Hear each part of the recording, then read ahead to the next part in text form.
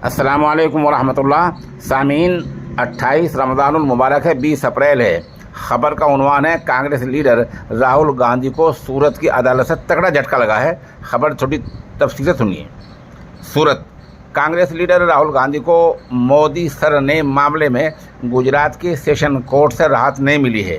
Court ने राहुल गांधी को मिली 2 साल की सज़ा के खिलाफ अर्जी को खारिज कर दिया है। कोर्ट ने सज़ा पर रोक लगाने से इनकार कर दिया है। निचली अदालत ने राहुल गांधी को तौहीन के मामले में 2 साल की सज़ा सुनाई थी।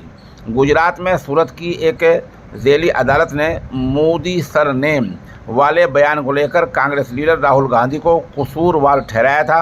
इस फैसले पर रोक लगाने को लेकर राहुल गांधी ने सेशन कोर्ट में अर्जी लगाई थी। अगर आज कसूरवार ठहराए जाने और सज़ा सुनाए जाने पर रोक लग जाती तो राहुल गांधी की पार्लियामेंट की सदस्यता रुकनीयत बहाल हो सकती थी।